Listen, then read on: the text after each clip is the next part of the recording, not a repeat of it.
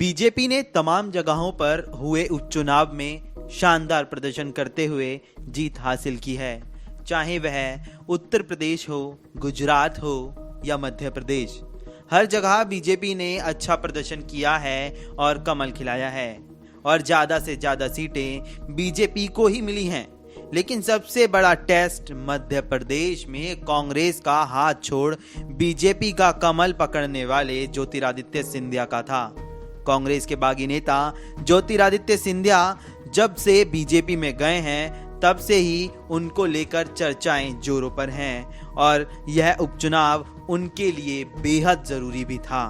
इस उपचुनाव ने तय कर दिया है कि ज्योतिरादित्य सिंधिया का दबदबा अब भी मध्य प्रदेश में कायम है। सबसे पहले आपको बताते हैं कि किस तरीके से बीजेपी ने मध्य प्रदेश में प्रदर्शन किया है। यह उपचुनाव 28 सीटों पर लड़ा गया, जिसमें से बीजेपी ने 19 सीटों पर कब्जा जमाया, तो वहीं कांग्रेस जो पहले मध्य प्रदेश में सरकार बना चुकी थी वह सिर्फ 8 सीटों पर ही सिमट गई।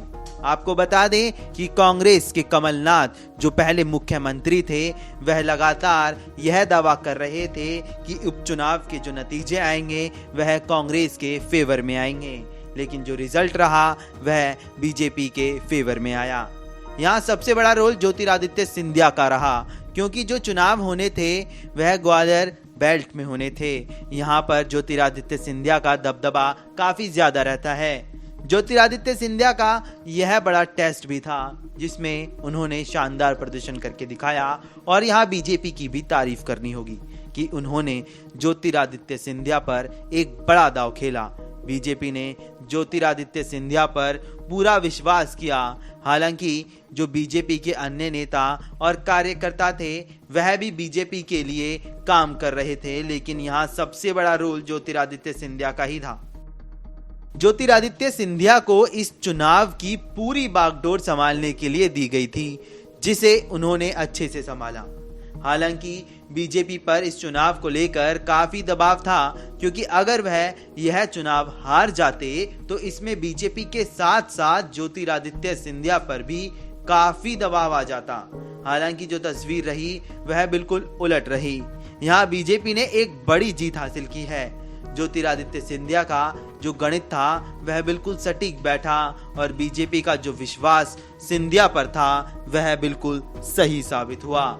ऐसे में यह कहना गलत नहीं होगा कि ज्योतिरादित्य सिंधिया बीजेपी के दामाद की तरह मध्य प्रदेश में रहेंगे।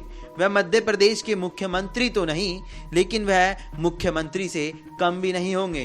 वहीं पर राहुल गांधी भी ज्योतिरादित्य सिंधिया को जरूर याद कर रहे होंगे और उनको यह भी गम होगा कि उन्होंने ज्योतिरादित्य सिंधिया जैसे नेता को खो दिया है। गम इस बात का भी होगा कि जो काडर पहले कांग्रेस के साथ खड़ा होता था और कांग्रेस को वोट देता था, वह काडर आज ज्योतिरादित्य सिंधिया के साथ है।